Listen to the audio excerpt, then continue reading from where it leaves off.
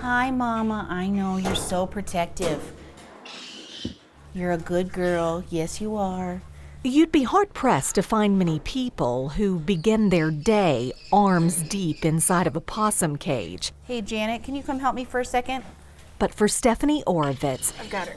handling mini marsupials isn't just another day on the job. There we go. It's what she lives for. Here you go, Mom. There you go. I know.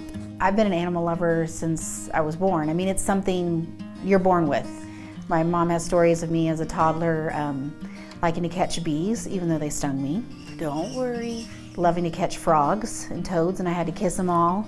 And then I would take big buckets and put them all in that and carry them around. And when I ran out of room, I'd put them in my pants pockets, and yeah, she had her hands full with me. Well, they say until you've loved an animal, one's soul remains unawakened.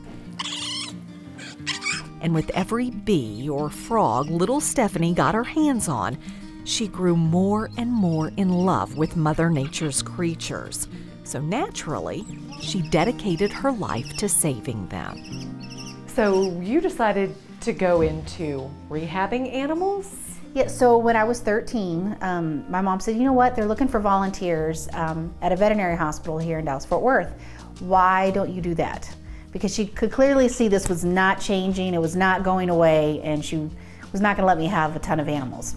So I started volunteering at this veterinary hospital. It was a very large one, it was 24 hours, and I loved it. Hey, come on, little love, come on. There you go.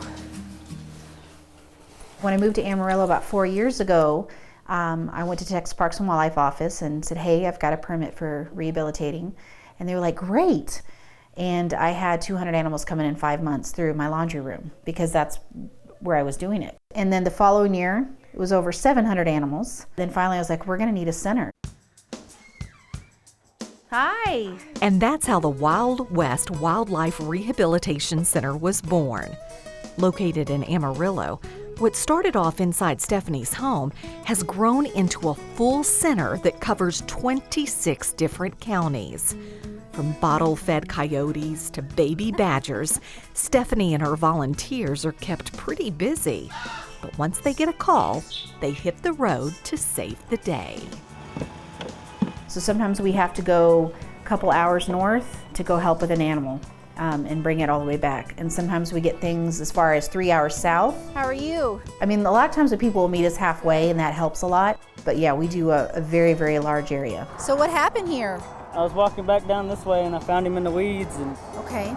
Before I moved here, all the wildlife, with the exception of like some of the federally protected birds, was pretty much euthanized. You did the right thing. He's definitely dehydrated, and you can tell just by looking at his tongue how dried out it is. So for me, I love being able to help and save something from suffering any way that I can. Nice to meet you, Tim. Thank you for doing that.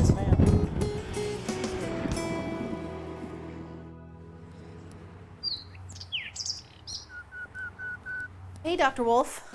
Hello. Hey, we've got an injured burrowing owl that we just got a call on and wanted to see if you could take a look at him. Stephanie will be the first to tell you that none of this would be possible without the help of her volunteers or people like Dr. Janice Wolf at Canyon Road Animal Hospital. It's where her animals get x-rays and surgeries to help them recover from anything from dog attacks to roadside accidents. A lot of mucus strains in his mouth. But it's also where sometimes she gets the worst news of all. Will he flap or move his wings? No, I didn't feel any breaks. No. A little difficult time on that right side. What does it do when you lose an animal?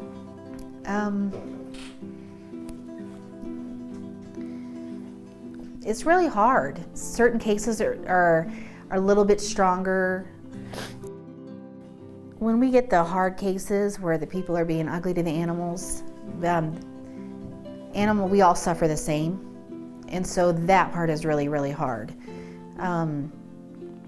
We got a possum in the day before yesterday and the people thought it was hit by a car. It's actually at Dr. Wolf's, and it was shot with a BB in the spine, just because somebody didn't want a possum in their yard. And so now she's dragging her back legs.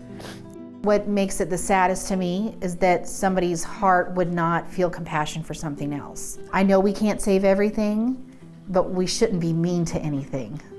And those cruel hearts is the thing that is harder for me to not get emotional about than anything else.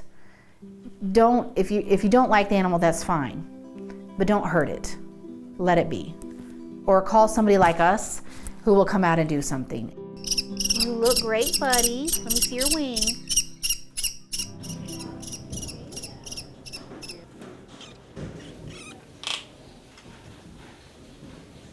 Good. There you go. Looks like you're growing on him. It doesn't take long to see just how important the Wild West Rehab Center is. It's a place where animals are given a second chance at life. And even though Stephanie knows she can't save them all, it's all worth it when she finally gets to set them free. What you want for these animals is you want to rehab them and then release them back to the wild. Right, absolutely. When you release an animal, a common question we get is, how can you release it? I would never be able to do that. I've raised it. How do you not get attached? Because they were never ours to begin with. They're all God's creatures. They're His, and they're meant to be free. And I always feel like I would rather be able to live 20 years doing what I love and being free and wild than living in a box my whole life, And it's got to be the same for them. They need to be back out in the wild where they belong. So people say it's got to be hard when you release them, but it really isn't. It's beautiful. Ready? Okay.